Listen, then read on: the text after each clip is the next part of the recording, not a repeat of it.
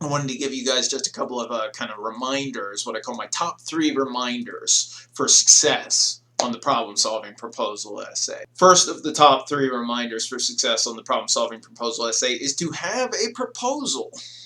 Have a clear, actionable proposal argument that solves the problem that you've been talking about, not just in this paper, but obviously in the last paper. What I've seen so far is that some people are really doing this, and some people haven't quite taken that step. A proposal argument is a very specific type of argument. It's one where you encourage an action. It means that you are proposing something that needs to be done, not just a way of thinking about something, though sometimes that's part of a proposal. It's more like an initiative, a change that needs to be enacted. So just like if I were doing my solar panels topic, if I were to say solar panels are really effective and they're going to continue to get better, so people should consider using them for their houses, right? That's not really a proposal argument. That's kind of a perspective argument. That's kind of a quality argument, right? Solar panels are good. But it's not really asking people to take a stand on anything. It's not asking people to do anything. So it's really important with your proposal element in this project. This is absolutely critical. It's that you propose something that needs to be done. And of course, I've mentioned in previous videos those 3 kind of categories that you might go to help you figure out a possible proposal, or some sort of use of technology, some sort of education or ad campaign, some sort of way to raise awareness, or money. Putting money into something to make things better. And a lot of you guys, I think, are getting to this, but I think that it's something that I want everybody to just really make sure that they have, because if you don't have the proposal argument, your paper is not going to do very well. The other thing that I wanted to put out there as one of these top 3 reminders is just the source use requirement. And there are a couple of things in this little reminder that I want to highlight. Remember that this essay should have 4 sources. And that's 1 more than what you had to have for the problem essay. Now, many of you guys already had 4 sources, and that's great. Some of you guys are swapping out sources. That's also great. Just make sure that you have at minimum 4 sources, and you can have a couple more than that if you need. But 4, kind of that 4 to 6 range is a good range to have, but it has to be at least 4. And they should, of course, be in MLA format. I'm still catching a couple of works cited pages that are actually in APA format. We got to fix that. We use MLA in this class. And they need to be cited both in the paragraphs through those in-text citations, and then also at the end in the works cited. By and large, I think everybody's got the idea of the works cited, although I have seen a couple where it's just a bunch of website links posted. But there have been a couple of papers with the problem essay where people did not actually integrate any of the information through a citation in the essay. And that is plagiarism. Right? Make no mistake about it. You're saying, oh yeah, no, I used the information. But if you don't tell me where you used the information through those citations, that is plagiarism. The third of my top 3 reminders for success on the problem-solving proposal essay is just about the thesis statement. Now, thesis statements are tough, and I've said that since the beginning of the semester, but it's one thing that we really want to try and make clear, because that is something that can really just shape the way that the reader understands what the purpose of the paper is all about.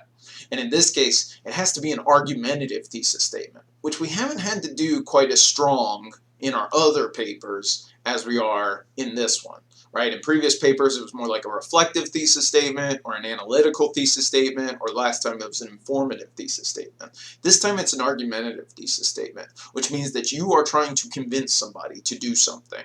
In this case, you're trying to convince them to accept your proposal argument. So remember that an argumentative thesis statement cannot, and I'm catching a couple people doing this, cannot be a question, cannot be an announcement, and it's not informative. Now, you can incorporate an informative thesis statement into a persuasive thesis statement or an argumentative thesis statement just by adding in the proposal claim before or after the informative part. Right? So like my solar panels topic, if my informative thesis statement was that solar panels are getting better but still very expensive, weather dependent, and there are government obstacles, then that's a perfectly good informative thesis statement, but then I need to add that claim on there. Right? So I have all that stuff, effective, weather dependent, still expensive, yada yada yada. So, or therefore, or something like that, some sort of good connection word that shows a causal relationship. Therefore, the government needs to increase funding to make solar panels better. And that's not probably the exact way that I worded it in some of my notes, but you get the idea, right? I have my claim, which is that the government needs to make the solar panels more funded. We got the reasons, which are all the stuff that I talked about in my problem essay, and I'm going to talk about it again in this paper, in the problem section. And then I also preview my essay topics because I'm going to talk about those things about the cost effectiveness, how they're getting better, weather dependency, and government obstacles. And of course, with my proposal claim, I'm previewing my proposal part of the paper. So it all really works well together.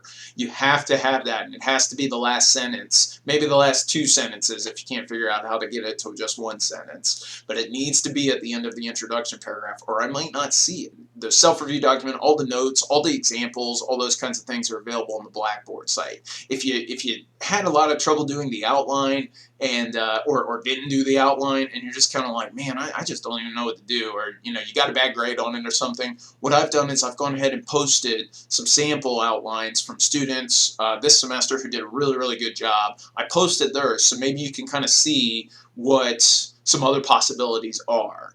Of course, we're past the outline stage. Don't worry about redoing it, or if you missed it, let's just move on. But in seeing the way that they made the notes, maybe it'll clear some things up. I encourage you to look at those. And so while there's nothing new in those reminders, I just want to take the opportunity to challenge everyone to look back at their papers, whatever state they may be, or as you're continuing to draft them even, to make sure that you have those elements in there, and also that you are utilizing all the resources that are available to you, because that is going to make all the difference between whether this is something that just kind of barely passes or doesn't pass. And then that kind of like fine attention to detail is what moves it up from like maybe kind of like a passing grade to like that C range to a B, and then the most polished papers, the ones that meet the criteria the most exact, the most precise, the most eloquently, those are the ones that get the A's. So just kind of keep that in mind.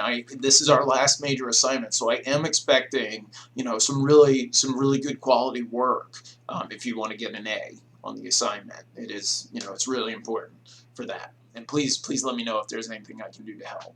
Reach out through mnorman@binu.edu. That's plenty enough for right now. Good luck in finishing up the problem-solving proposal essay, and then on to the portfolio for us at the end of the semester. So good luck, take care, stay safe, stay healthy, stay as positive as possible.